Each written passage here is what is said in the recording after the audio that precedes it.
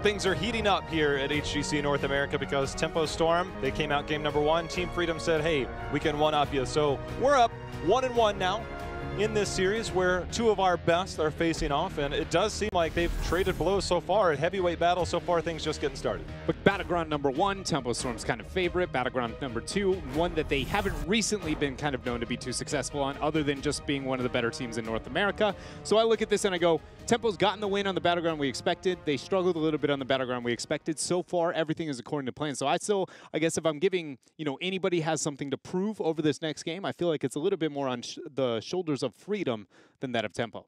Well, we know Tempo Storm loves to pick Battleground. With that loss, are they going to opt for the first pick or that Battleground pickup? And they will indeed pick that Battleground, as they're going to send us to Towers of Doom. And Dread, one thing we were discussing during that downtime was the fact that it wasn't too long ago Tempo Storm used to always ban Battlefield of Eternity, now letting that up with that Sky Temple ban that we saw earlier. But Towers of Doom will be the Battleground, and we know we've seen the Maiev, we've seen the Genji, which took the loss there. But the Maiev, the Sergeant Hammer, things like that definitely will come into play here, and who gets let through in the Battleground. Towers of Doom is a very interesting Battleground that I think for a lot of the fans at home that have been long-standing, Heroes fans, can understand the idea that it feels like it's become the Infernal Shrines of old. And what I mean by that is nothing is not viable on this Battleground. There's a lot of deviation of unique strategies that is very, very viable to go to. You can play standard meta, you can play that wild Medivh compositions, you can run things like the Hammer, you can get very kind of back and forth here. And it goes even a little bit more wild than that. So I like the fact that we get Towers of Doom here. And to me, I view it as like old Infernal Shrines. Anything's possible when you hit this Battleground. When you say anything's possible, instantly comes to mind for me is the fact that we know Abathur been banned out both games by both teams. I don't imagine that will get through. But then I start looking at Fans Hero. He was the first one, Tempo Storm was, that started really running the Thrall earlier this year. Now it's globally accepted. You can credit Tempo Storm for changing that part of the meta. We know that that has high priority on this Battleground, but then you start looking down the list. Things like Zeratul come to mind. If Maiev is not available, those are the heroes where I think Fan can really, if they want to just continue to play that extra melee, play that hero, the playmaker, we'll see. And Team Freedom, there's no chance that Tempo Storm's going to get that Maiev. Not after the performance we got there in game 1 with the Fan pulling out the tether, setting up the team for a lot of early game kills. Whitemane is the responsive band coming out there. Will we see the Medivh from Tempo Storm? It is going to be the Medivh. So Sergeant Hammer is available if teams would like to go down that avenue. Don't think we'll see it as a first pick, as Genji lets his way through, and Team Freedom, in fact, will pick it up. I think this is really interesting. We just watched Freedom comfortably let Genji through the ban phase, knowing Tempo Storm would first pick it on a Battleground where he gains more value than I think almost anywhere else, because macro is almost never a fear. It's can I get a reset? And then now is willing to pick it on a Battleground first pick, even though they were able to beat it on Battlefield of Eternity. For how rarely he's banned, I'm just saying it shows that the consideration is still very much this guy is the go-to if we can ever get our hands on it. So we're going to get the Diablo Phoenix. I'm really curious if we'll get the Deckard in this setup, knowing that Genji does dive. Do you support the dive, or does Genji kind of find his way back home? There was a fun tweet that came out from Cattle the other day. Apparently, there was some running of a Diablo Phoenix and somebody hopping into a bunker, and apparently June went forward and smacked somebody with the cane stick. It was a really funny thing because it's like the Juneisms. I don't know what we call it, but we had the June board earlier. It's like you never know what you're going to get from June, and he ended up making a Gandalf quote. Apparently that was his mentality going in. But he won't get the Deckard because Collusion's going to have his hands on that. But we also got the Sergeant Hammer. Hammer Genji here. It feels a lot like old Chromie Genji. A little bit more reliable DPS when it comes to the backline, but that towing of, where is the line of threat that you can provide as a composition that Team Freedom is kind of building so far.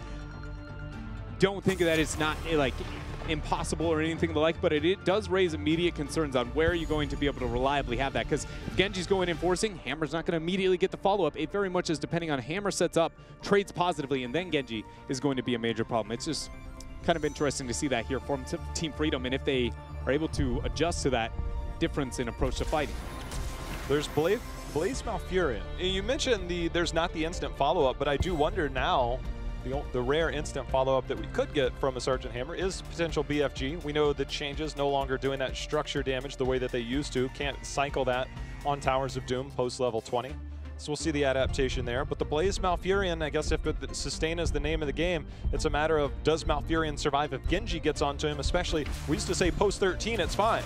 Post 13 nowadays, no ice block. You're never fine, I feel like, as Malfurion in the current meta as it stands, unless you have, I mean, an entire fortress built around you. I was going to say something like an entomb encasing you, but right now, when we think about that, and with the Leoric picked up on the other side, that's probably not the best example. But you kind of see what I'm saying here. He has no easy escape opportunities. And with that in mind, I find it even more curious on that exact same conundrum I was kind of talking about before. Oh my goodness, and it gets wilder with the Chromie in the last pickup there. I guess not too surprising to see that because of the Sergeant Hammer, but it's just Leo, Hammer, Deckard. Again, very slow, long team fights on how they want to approach it, and then Genji has that very immediate, I want to start this off, and it's just unless things have set up to be able to hold their own for long periods of time and set up that certain area where they want to fight, I just wonder if that is going to be too big of a problem. I thought Hammer, solvable, right? But then committing more into the Leo, I look at this and I'm going, I want to see where that answer comes here from Team Freedom. I'm with you in the sense that Genji, look, you can come from straight on with Genji and you can just shuriken, throw out, attack the front line. But Genji's best work is done in a flank position. That's where Genji's value really comes in. You come in at angles, at all angles. I think that's where the Leo pick comes in. The lack of mobility and the lack of ice block is really good against Malfurion, as we've seen as of late. Yeah. But it's a matter of the functionality as a whole. Yeah. It requires some precise timing. It very much does, and I do like, as we talked about last week, I actually love the rise of Leo. I think purely as a response of the lack of Malfurion. He just entomb, kill the dude, just take him out. He has no way to handle this anymore, and that was one of the biggest, that is the biggest crux of Leo. Leo's actually an amazing hero, has a lot of cool trade-offs, except his initiation. It's just not always quite up to snuff, but with a mouth, you just go, oh no, this is the free kill. Chromie, you can force the timeout, and now you feel the old Malfurion trade-off, right? You're like, well, this is a waste. We'll just wait for this end and be able to hold its own. So it's going to be cool to see how this plays out. But I do think before the draft started, I talked about Freedom had more to prove in this series, or in this game, if you will. After the draft, I think it's even more so now with that unique approach of their composition. I want to double check because, you know, we are on the Whitemane balance patch, I believe, and I think this is where Chromie did receive, obviously we saw a huge change to her style. I think this is the one where we saw some upgrades to her damage. We'll double check on that, but I believe that does, because we saw Chromie before. I mean, it's great when you finish your baseline and get that Chromie clone, that echo, but the damage felt significantly less, especially now that there's no more infinite stacking on that baseline. So Chromie definitely different in that regard. Also, timeout was changed, no longer that full 7 seconds, so that's shorter. Still longer, I believe, than an Entomb, but definitely a very different feel that we'll keep an eye on. Also paired with the Shendo's Clarity there on Malfurion, be able to help, you know, if Chromie has any kind of mana struggles whatsoever, really anybody at that point in time, but whenever you can get that with a pure mage, the trade-offs become a lot better as a team. Cattle being very offensive here with the positioning early on, trying to zone off Yoda and friends here from their sapper camp. Lutano did make the transition up, and with that, it looks like both teams willing to kind of mirror one another. Freedom will get the pickup a fraction of a second earlier, but I don't know if they can get the invade like they maybe would like to, even with Glorong making his way all the way from that northern lane. It's a big trek there, Jay Howe, for a sapper camp. You know, I mean, I sometimes like to make my way down, but then I look at the minimap and I'm like, well, that's an awfully long way to go. And Lutano, he's taking the long way home because Cattle was trying to keep him locked in. Oh, my Cattle. Yeah. Ooh, Zugrug going in. See if he can land the stun. Yoda is in position for a swift strike, but this is pre-level 4, so you don't get that bonus damage with Strike at the heart, which is generally the pickup. But Chromie, also going back to that build, because of the changes to that, the level 1, it used to be, hey, get that bonus stack with the third one, but now it increased, you know, got the increased baseline damage. Lutano's going to eat some of that, increase the baseline damage on your Q, but also with the Draconic Barrage, making sure to get that extra damage on your now baseline bonus auto attacks. Bronze Talons. I wanted to say the name was changed, but it wasn't changed, and I'm like, wait, no, yes.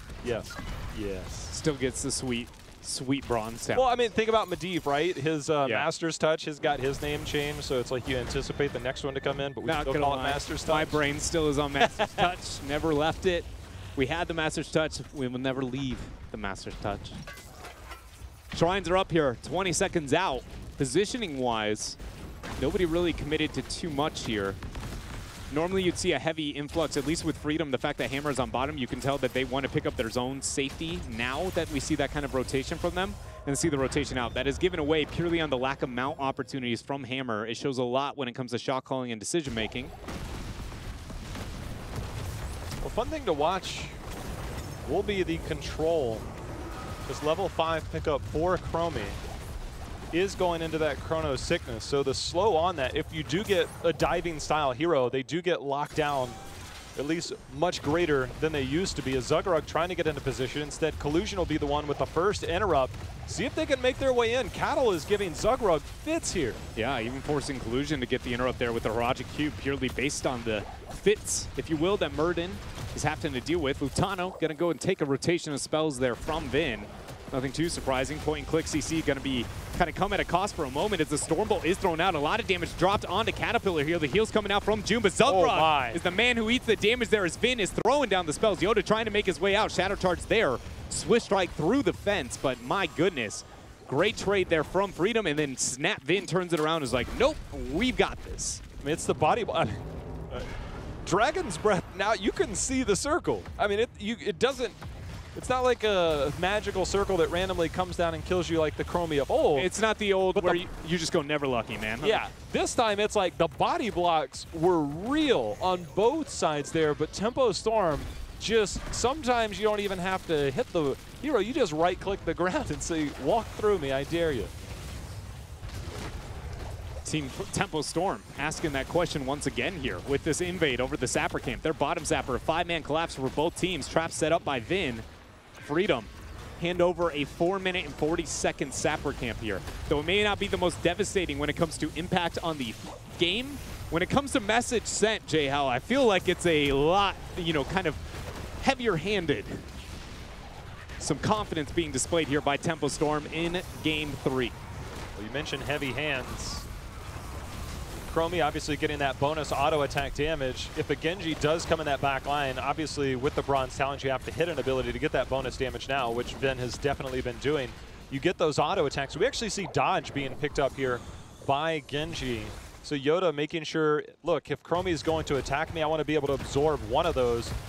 And Zugrug's not going to be able to absorb many of those more. So we see Collusion does have the potion down and the CC to allow him to walk away. Full rotations, the spells actually kind of used there.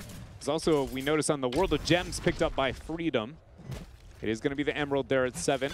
So healing debuff opportunities if the Tranquility is in fact going to be picked up. Also limits, with that Wraithwalk actually burnt. This might be a kill on Anasmus. Shadow Charge comes through.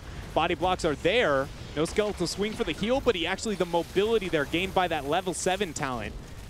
Absolutely helping the escape. I couldn't see it, but I thought I heard it. I think he got the Drain Hope just out in melee range. I was like, I'm listening for the audible. It was very hard to see, so I think he just survived in the middle of that. You're listening, I know you're saying words, but I'm like, I gotta listen to the sound effects.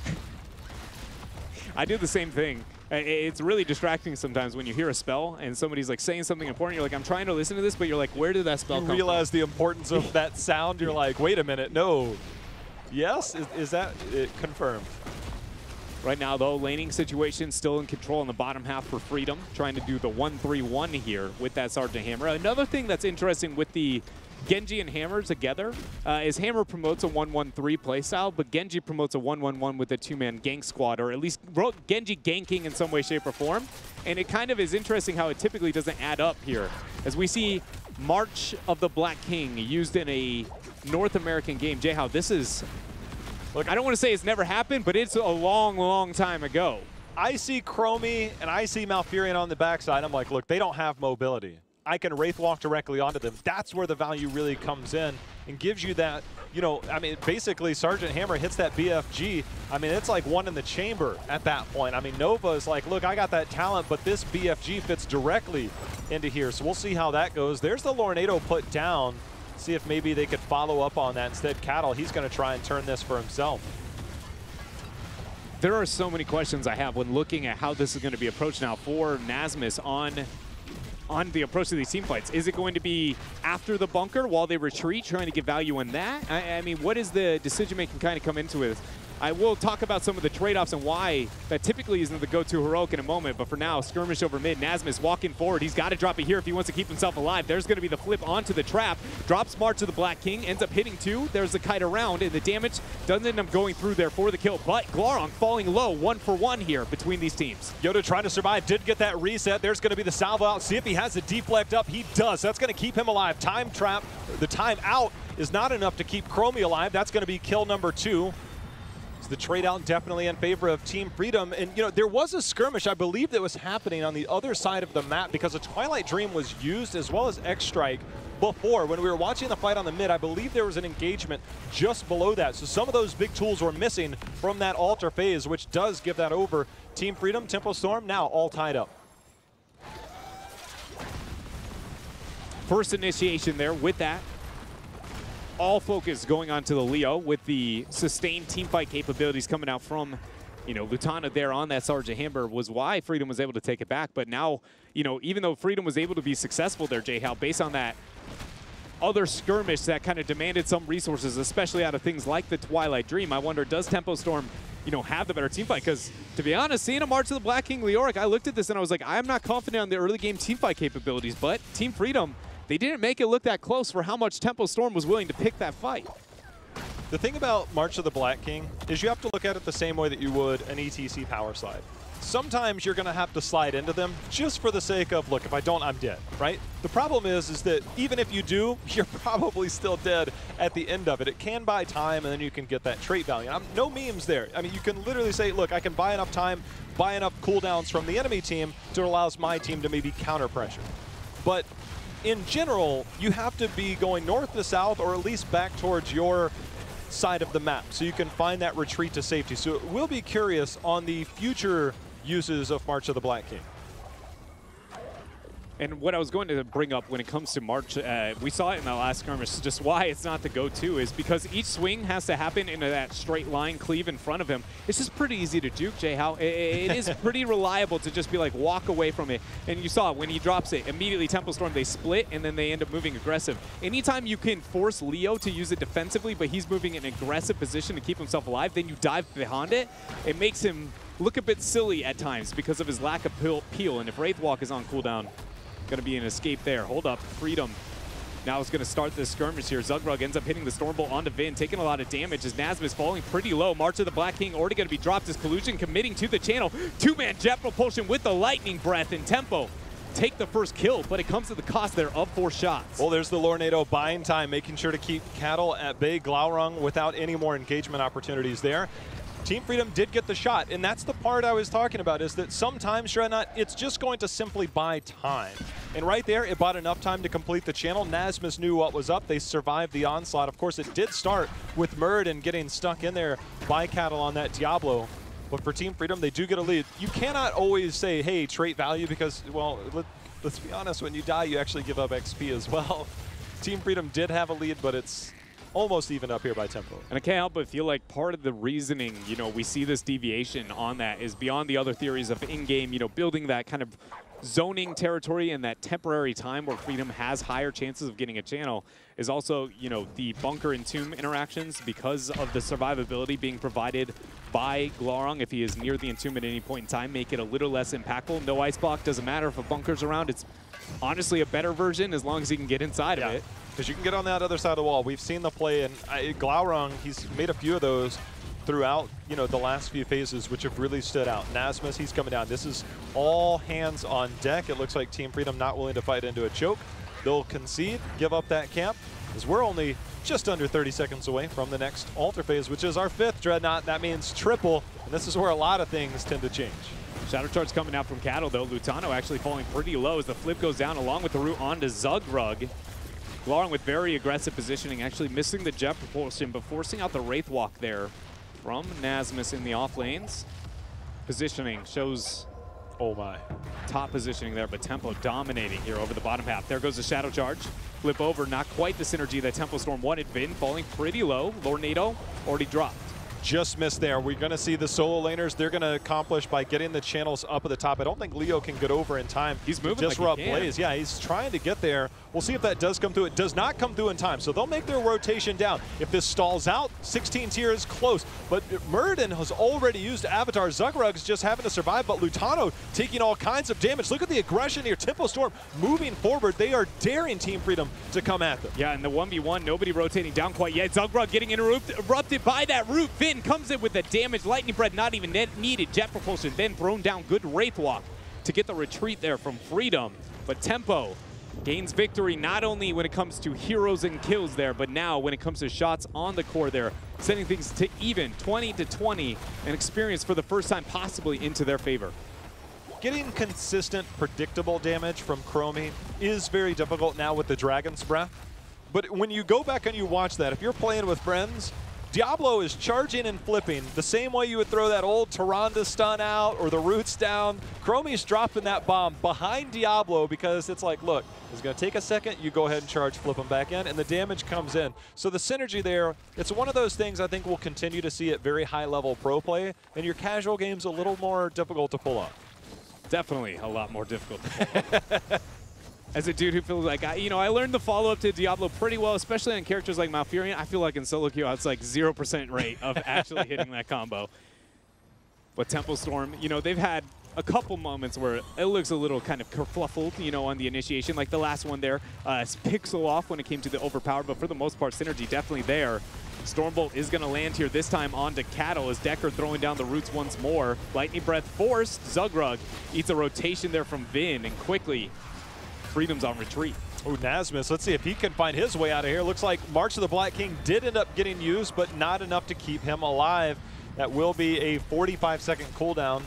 Death timer a little shorter than that, but shouldn't be too much of a loss, just minor amount of XP. But we are 18 seconds away from next altar phase, and we still have ourselves tied up. It wasn't that big of a loss at first, but I would argue the fact that Nasmus is able to hit 3 full channel Ws now on the surviving targets of Tempo, that time difference is going to be a pretty substantial amount, right? 15 seconds between that and the March of the Black King coming online, and he's positioned like he has it. Wraithwalk forced immediately there as you see the use.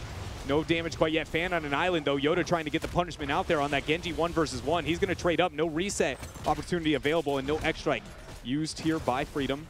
Yeah, he went Shin Gun at 13, so he has to land all 3 of those shurikens onto a target to get that value. Missed a couple of those just based on distance alone. So Fan playing around that. There's March of the Black King. That's going to keep him alive for now. But again, once you're in Dread, you are not in for long. There was the BFG used, and there's not enough damage to try and take anybody down here on the side of Tempo Storm. That was that was perfect execution there for Tempo Storm for the response to the March. And exactly what I was talking about a little bit before is you just split and then you actually aggress past it because he can't stop his positioning. He has to be walking in that straight line. Tempo was like, split the seas, move past Leo, execute perfect here. And why Tempo Storm dominating. That was a salvo. Here. It's a salvo locking down that Genji pick.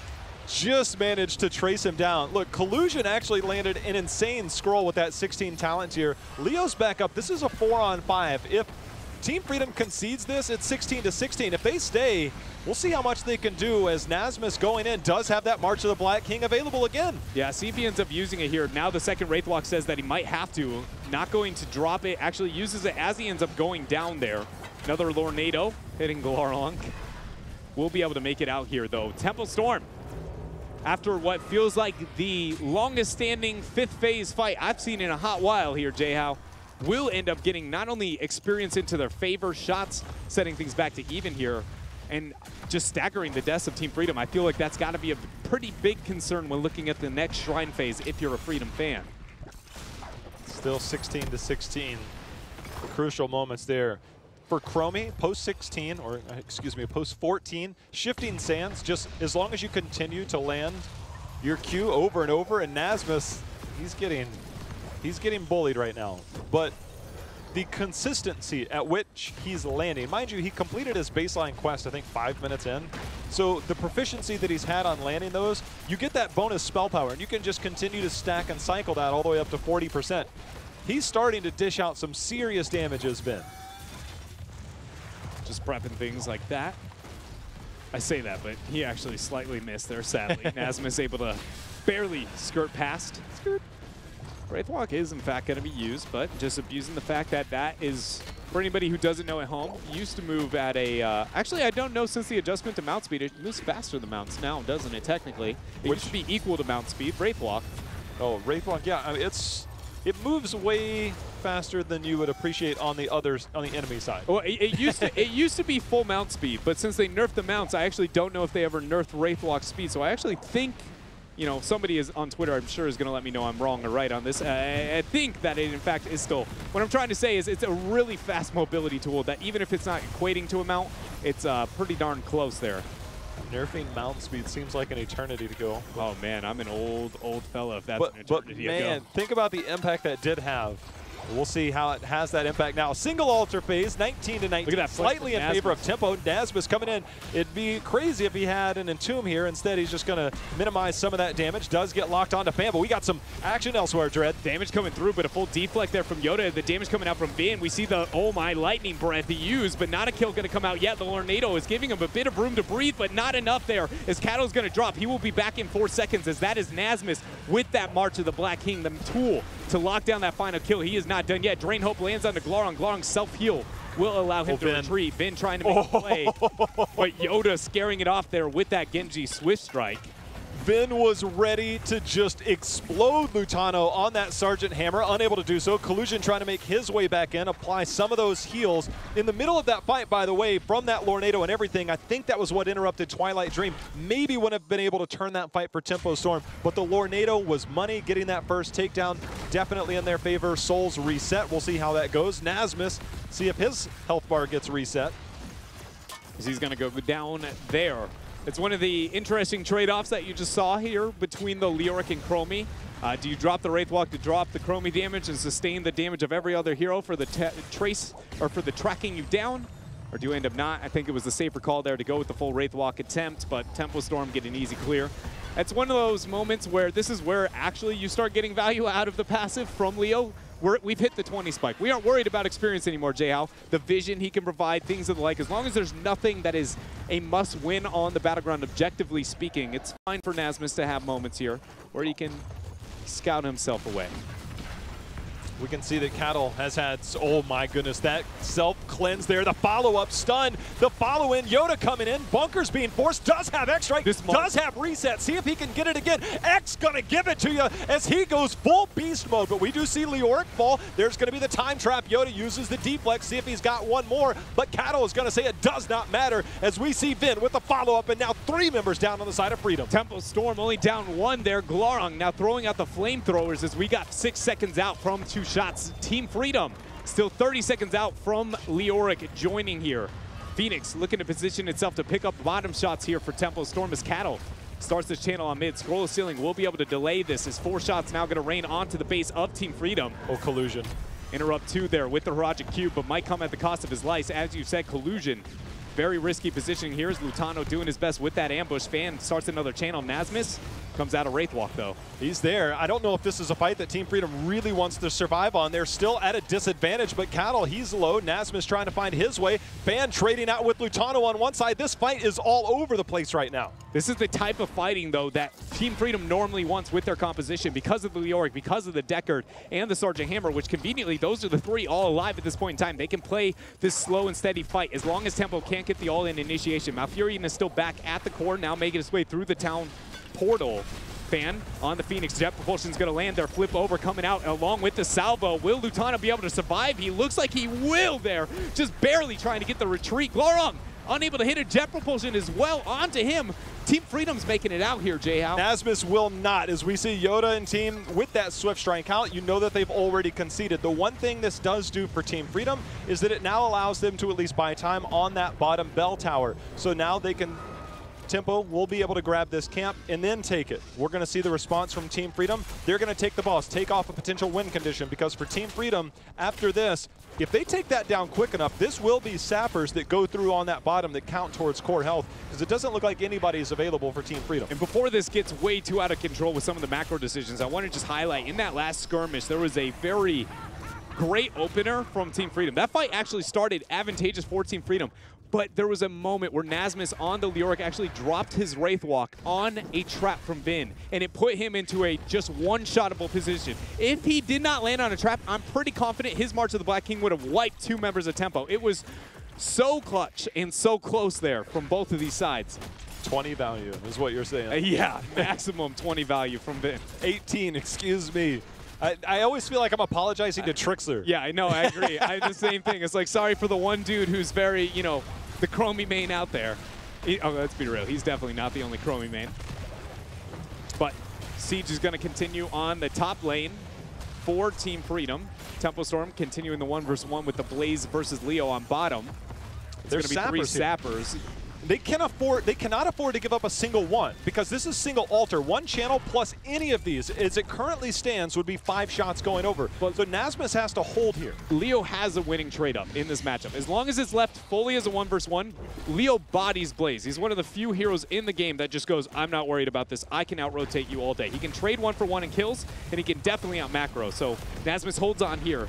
But will they be able to hold on? Is the Avatar now going to be forced? Double Stormbolt along with the Rewind already forced there from Zugrug as he has no retreat. Shadow Charge comes onto Collusion along with the Lightning Breath. Fan falling low, but the 20 value is there. Zugrug trying to get the kill. Twilight Dream goes down. Zugrug gets the door toss. Oh, the snipe comes through and snipes out June. Team Freedom get 2 kills. Now we're going to see as Vin goes into his timeout, but Vin, he's trying to survive, but Yoda comes in. There's going to be the charge trying to survive, but Zugrug comes in with another kill here. See if Team Freedom, they're going to cancel. I was going to say, we got to cancel this. They have an opportunity, Dreadnought, to go back, grab these bell towers, and get back into this. Instead of 3 shots, let's make it 4, and then potentially 4 more to close out this game. And they neutralize this, keep this on even talent tiers. Team Freedom getting back into this game. They might try and take down double bell towers here at the bottom. The question is what does Team Freedom decide to do with their bottom left sappers? They're going to spawn in about 4 seconds, and with no boss on the top half, are they going to be able to properly escort this all the way in? I mean, quickly with how they have this set up, the answer is yes. 5 shots plus 3. This is going to be the 5 shots. Lethal on bottom. J-How, now we've got to ask ourselves, how good of a defense do we have from Tempo Storm to be able to hold off the siege if it continues? Because Team Freedom can throw Leoric pretty much for free. Sergeant Hammer in the backing, being able to get that poke. This is going to be very tense, and we have to point out Lornado. Collusion just could push him out. This moment here for the Sappers as they are now starting the escort. So remember, Mouth Roots no longer work on that, but he does have the Treant, which can buy aggro. That's the only thing that you can do. You have the slows from Slowing Sands, but you just now have the spawn of Chromie. Should make it there in time. You have slows from multiple targets. See if they can go. There's also sappers being worked on again. So if you get 3 total, instead Nasmus is going to pull off. They're going to try and make this. There's the Slowing Sands. It's all about the Lornado Dreadnought. Can Team Freedom close it? Actually, take that back. Yeah, here we go. Sappers move up. None going to make it there as they're at the line of scrimmage. Kata goes in with the full combo. He lands it onto Lutano with the pre-pep jet propulsion. Glorong ends up getting that first kill here for Tempo Storm. And more importantly, holding off those sappers bunkered down to be able to deter the aggro of the keep as they are trying to get full retreat here. Freedom have no hammer. That is an insane play. Hellgate was picked up right at that 20 tier, and I wondered, all right, when will we get that Hellgate value? Well, guess what? We got it. For Tempo Storm, though, they are not out of the woods yet, Dreadnought. We are double altar phase on neutral sides for their respective teams. So now for these teams, because 30 seconds away, Hammer will be here potentially in time. If Tempo Storm moves in aggressively instantly, different story. But here's one thing that we got to bring to light is that Hammer has pretty slow movement speed. Hold up. Leo. Oh, no. Going down here. 60 seconds till he's going to be back. B-steps dropped by Cattle. They're catching it out, and confidently so, because Leo will not be able to make it back reliably in this amount of time. And what I was going to say is Hammer does not going to make it here. He does not have a mount. She's actually a couple seconds too far behind. Tempo going to go ahead and start this channel as Vin gets the free setup here in the back, and it looks like with that, J-How, Tempo Storm will be able to at least set up the lead here. Now 1 HP left, but they aren't getting the kills, at least not yet. There we go. There's going to be the Twilight Dream. We're going to see if we can get the follow-up. Yoda's trying to get into position, but Zugrug somehow surviving for now. And now they turn their attention onto Yoda, and Yoda has the X-Strike out of there. And Nasmus, he's going to be back in the fight here momentarily. He gets the interrupt there. Can he get the interrupt? He does. There's going to be Wraith Walk #1, but they're bringing the damage as the BFG comes in. And right now, Team Freedom is holding on. But for how long? Oh my goodness. Salvo's they got him down. Glorong is actually going to drop. Zugrug gets the first reset there as the trap is going to be hit. Not enough damage to get a kill coming out from Vin as he is end up dropping. Tempo Storm lose their member. There goes the channel for Collusion. Cattle comes in with the Hellgate, trying to get the interrupt, trying to get the heals. But 3 members of Tempo Storm are now dead, and the channel started here by Collusion. No way. Team Freedom held on in that 3v5 long enough, and then we said, trait value, can you get it? Nasmus says, yes, I can. The amount of aggression from Cattle in that fight. He zoned out the Murd and got the follow-up from Chromie, and Chromie was about to explode Genji. I kind of hope we can take another look at it. But the fact that we saw that he X-Strike out, and when you commit that X-Strike out, you're like, wait a minute, can we survive? But Nasmus says trait value all day. That was just ridiculous at the end of the skirmishing there. The back and forth between these two teams, and Team Freedom to be able to hold on after being what felt like a dire situation for them, then getting the recovery, then starting that initial sapper kind of, escort down a bottom, not having the success maybe they would have liked there, but then still having the mental strength around that last round after losing, first of all, the hammer into the Leo pickup through mid. I mean, Kato is literally B-stepping it as he walks away from that. That is the level of confidence you have after that moment. You go, hammer, easy rotation, 10-second difference. We've got the finish here. But Freedom now find themselves one game away from taking out Tempo. That was such a wild ending. The fact that bot lane seemed like, all right, Escort, it's very difficult to end on Escort. Let's be honest. But the threat was there. And then Cattle's like, no, we're good. That was insane play after insane play. The fact that they were able to hold on there, that's mind-blowing that Team Freedom managed to hold on for as long as they did. 3v5. Zugra got out with maybe 10 health in the middle of that. X-Strike, the only thing that saved Genji in that top fight. I mean, the fact that it was just enough time for Nasmus to come back in. And then once Zugra got healed up, I've said it before in the last few weeks, especially this phase, that Murd in play post-level 20. I mean, Zugra dove in, made sure to get the follow-up. Vin got very far forward on that Chromie. He helped get the stuns, get the kills. It was insane plays. Yeah, and that 20 spike that we saw come to light there, as you said, Zugra able to hit major stuns back-to-back, and it was the damage threat output that he was able to apply at the back end that makes me, as the conversation we had a little bit earlier, talking about where's the Diablo versus the Murden. NNA, Murden has had that success, but for me, that is objectively speaking, his stance in the later stages of the game feels so much different than almost every other warrior that I go, he seems like he is the #1 here, at least in my heart, if not my mind. I love infinite stacking talent, so I'm all for late game Murd. And Dreadnought, you said Towers of Doom was reminiscent of another map. What map would that be? Infernal